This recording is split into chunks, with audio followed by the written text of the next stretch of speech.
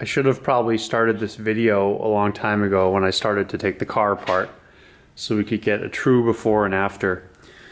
I'm not an experienced YouTuber or video maker, but I wanted to try to capture some of this stuff while I was doing it and sort of share this experience I've been having with this car as I slowly make my way through to the point where it will end up repainted and hopefully looking like it did when it was new.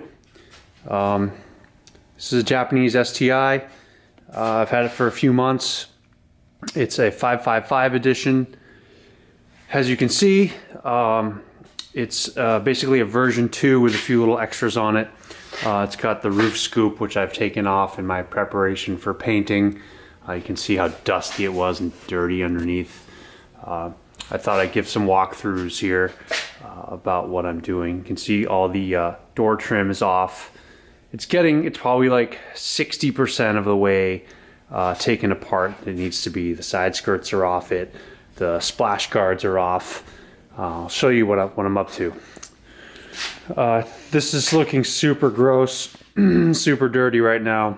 It's funny, when it's all together, it didn't really look that bad, and you start getting into it and it looks filthy.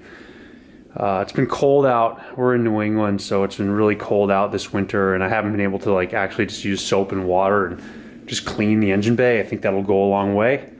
But I'm looking also to get some aluminum brightener on the block and the heads. I removed the manifold. It's pretty common that the STI manifold, the red paint chips, and you can see remnants of it everywhere. There's just paint everywhere. Getting that repowder coated. And a lot of the bolts that are visible from the top side of the engine and the intercooler and the pump and the throttle body and all this stuff, I've been able to clean really nicely, and it's looking really good. The intercooler's cleaned up. I went through it with a fin comb. This is that like slightly sideways intercooler. They're very hard to find these days. I think I can do one more step on this to make it a little bit nicer than it is now. The injectors have been cleaned, and basically I'm taking the engine apart first and then putting it back together. Then the car will be drivable in this weird looking condition to go up on the trailer and go to paint in some months, not exactly sure when. Let me walk you through some of the parts. So I've tried to bag everything, and as I take things apart, order the clips that day. I try to like note exactly what I've cut. That way when it's time to put this car all back together, I've got all the factory stuff that I need, and I can have like a good record of all these bolts where they were. I'll probably measure them all and then tumble them in a tumbler and send them out to zinc, yellow zinc. Shout out to Tommy, my buddy, who does this a lot. I think it goes a long way. Some of these were sort of a green zinc. I think I'm just gonna do them all yellow for simplicity's sake. Subaru does use yellow as well. This will be my first attempt at like an actual restoration that doesn't do any modification along the way, and it's challenging, but you always have to find where you want to draw the line, and you could get pretty crazy in the details. So up here, more nuts and bolts. As a Mitsubishi guy, I've been finding that Mitsu is way better about keeping old parts on hand than Subaru. A lot of the Japanese stuff and the older GC8 stuff is no longer available. You can almost always find things, mostly from Japan. And if it's a US part also, it's funny that it's actually cheaper to buy it from Japan still. So I've been trying to group my orders. I haven't really spent a lot of money on this so far. It's just been like nuts and bolts and stuff. But trying to get all the clips and everything, like I said. Let's go over to the shelf. So this is sort of the condition of the paint. It's rough. I think this color was really susceptible to sun fade. The car's not rusty at all, which is pretty sweet. There's just these like subframe brackets in here. Those were yellow zinc. I bought some new ones. They're actually really cheap. So I'll take these out, clean everything, put the new ones on. I'm pretty sure this is supposed to be silver. Sure, you can comment and tell me if I'm wrong. So I'm going to take that off. There's this really cool product out there called Cerakote. I've been experimenting with it at work a lot. It's quite tough. And they have a high temp exhaust Cerakote, and you can do like a silver, metallic silver, which I'll probably do on the heat shield. I'll try to send everything as a batch and just do high temp silver. So it looks factory, but it has sort of like a updated finish to it. So yeah, the paint's rough. It just needs a paint job. The decals I'm undecided on. My buddy Bill has a lead on how to get some new ones made that are like the proper graphic and font and everything, but I'm undecided because, you know, you do a new paint job and you spend all this time prepping the car, and like the last thing you want to do is cover it with decals. So we'll see. This is one of my parts shelves here. This is a mix of Mitsu stuff and Subaru stuff. So starting here, this is the intercooler spray tank, and this tank is super expensive. The washer tank from Subaru is 30 bucks. This is $300. It comes with a cap. As you can see, my cap is screwed. It's like totally weathered. It's missing the little retainer. We'll get to that later. I cleaned it out real well. It's in good shape. It's just a bummer that you can't get this thing anymore for short money. These are some Hella horns. I hate when people put those red Hella horns in. These look just like the factory, and I found them to be super loud, and they're like 20 bucks. It's an awesome deal. If anybody's looking to get these, they're on Amazon. It's easy. I bought a new ashtray. The car was a smoking car, unfortunately. It doesn't stink too bad. I took the whole interior out and cleaned the whole interior. So it's fine now, but I want to replace the ashtray and sort of erase the remnants of the smoking. This is a weather strip for the hood, for the roof scoop. I felt like this was going to be NLA soon or super rare, and it wasn't expensive, so I just bought a spare. Some bulbs, interior bulbs, new cigarette lighter. I'm going to put it back in. Again, like super cheap part, and it goes a long way to making the car look nice. GC8 dead pedal without the rubber piece on it. This is the first type. There's two versions. There's a later one and an early one. The car came with this like Nardi like add-on thing, and unfortunately they threw out the rubber pad, so I had to find a used dead pedal, and it was like, I don't even want to talk about how expensive it was to get that piece. It's stupid. Gas cap parts. This is an intake resonator. This is also NLA. Luckily this one's in pretty good shape.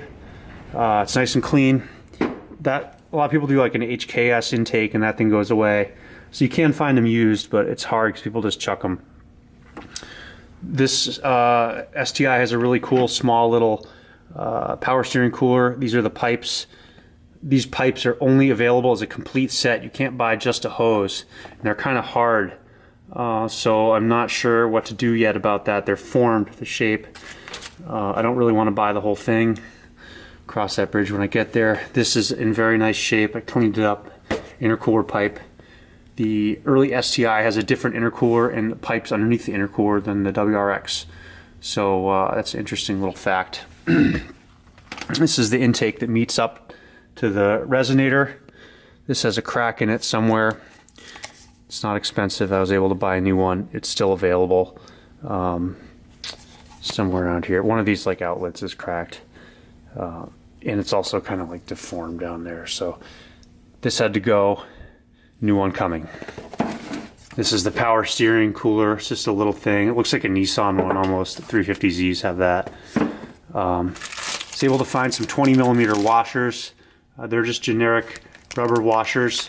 I'll show you the roof scoop for which these are also involved.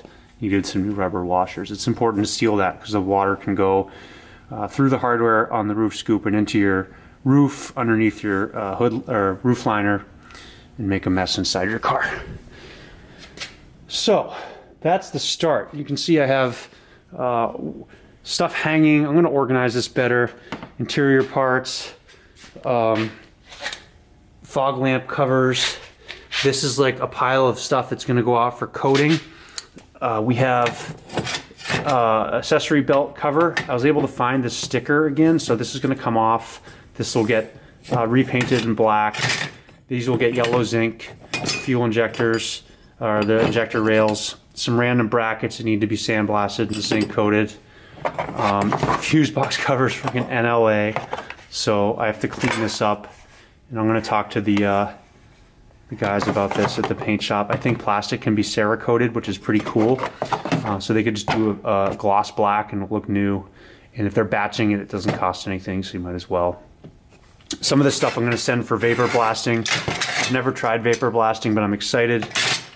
It's a type of media blasting that uses also water, and it closes the pores, if you will, on the aluminum, so it won't oxidize again after. You can coat it with a little bow shield if you want to protect it, but it'll get rid of that oxide layer on the outside. So that's what that pile is there. Shout out real quick to Bellmetric, from whom I buy a lot of my hardware. They have some really nice stuff. I'll show you some more stuff I got from them too. These are some wheels that might be sold with another Subaru that I have that I'm selling, or they might end up going on here. These are no longer available, although I've heard that Speedline has decided to remake them throwback, but these are originals and they're restored. So maybe they'll end up on here someday.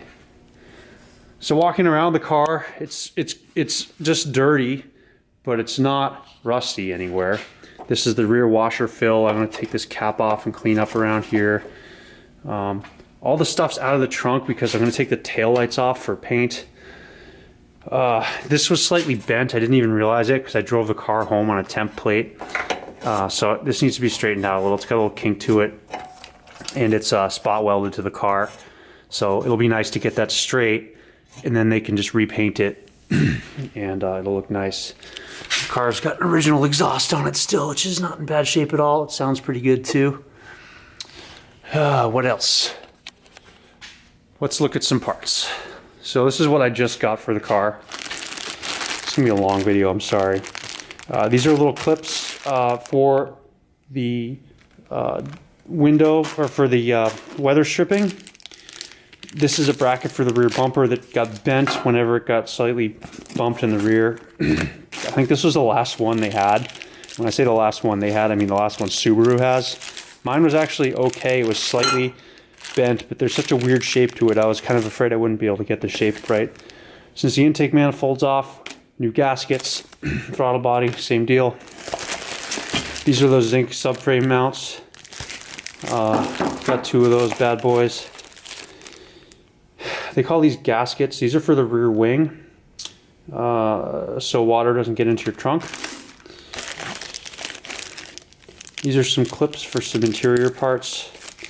I got. It's like if you're making a shipment and you're making an order, spending another $6 or $8 is like not a big deal in terms of the time it takes to look something up and reorder it. These are some bumper clips. I can show you guys where that goes later. Again, another bracket. So this is from a GD Subaru water spray tank, and I thought that I could replace the yellow one that I showed you earlier with this blue one. Again, it's not perfect, but for some reason you can buy it for the later Subaru, just the cap without the whole reservoir. So instead of spending $300, you can spend $4 and get this cap. We'll try to test fit that later. New battery, fold down. The other one was just gross. Another bumper bracket for the rear bumper. I'll show you guys what happened to that. Corner brackets for the rear bumper. These have like a little metal insert in there. It's threaded for M6. And they get rusty, and then the bolt breaks in them. So I'm just replacing them. Intercooler hose. This is a nice hose. You guys are probably familiar. It has like a beveled edge here on both sides to allow you to put it on easily. It's a nice piece. The other one was like diagonally deformed because someone didn't put the intercooler on right and they were just lazy. More bumper brackets.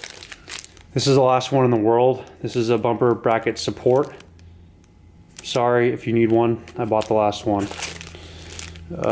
Some more interior little pop rivets. This is the, one more thing from Bellmetric. If you don't want to use that shiny silicone vacuum hose, you want like OEM style, these people have all the sizes and it's like actually rubber, just like the factory one. So I'd recommend that. I don't really like that silicone stuff because it can kink really easily. As you can see, these are like rock hard. They're so old. This is the breather system and the engine harness for the under the intake manifold I had to take off. The Japanese engine harness is like so simple and so pretty compared to the US one. All these emissions hoses and breather hoses from the valve covers are super hardened from age, so I ordered new ones. They should be here with the next shipment. Get the radiator. This is actually pretty clean. I'm just going to do new hoses. I'm going to take everything off this and clean it up real nice. Radiator's in great shape. Not much to see there. Those screws for the bumper, they go here across the top. I'm going to take this support out, clean everything, put it back in, then send it to paint. That way I don't have to futz with it to clean it after it gets painted. This is the rear bumper. This is the one that got like bumped and whatever. I don't know what happened. It didn't even scratch it, but someone bumped it at some point in the car's life and bent that license plate bracket. But when they fixed it, they didn't put that metal bracket in, so it didn't have support. So I took this car to a car wash, and the car wash ripped the bumper off because there's a metal backup bracket underneath with a clip that holds it on. So that's what I just bought. So I'll be able to fix that. That won't be a big deal. And then some new screws because these are busted. And there's a little bracket here, a 90 degree, that goes to the lower part of the fender, which is just missing on this side. So this poor thing was just hanging on for dear life because it didn't have a little buddy to back it up. One last thing before I go. These are the splash guards. They're just hella dirty. It's got a pretty sweet brake duct built into it, which I thought was so cool. So these will be all cleaned up, and I got all those factory little buttons to put them back on. So we're getting there. I think the next installment will be a little bit more exciting. I'll show you the interior real quick before we go. My dog is down here somewhere, and I think she's freezing. There she is. So the interior is pretty much done, and then I cleaned it and took all the seats out and everything out and shampooed it. But then I had to take everything out so they could paint the sills. So we're kind of like 2 steps forward, 1 step back. It came with this double din carrozzeria head unit, which is gone. It's got a factory tape player in there. I'm hoping to do some little custom wiring job and put an auxiliary port on for just an MP3. This is the new ashtray. The car has a short shifter in it already. I think it's a factory one. I'm not really sure. And then I got the Type RA blanking plate to cover the double din. So that's really it. I took my wife's business Honda Element to the dealer for a Takata airbag install this morning. And the tag they put on the car was 555. So this thing's in service right now, 555. Thanks for tuning in. Over and out.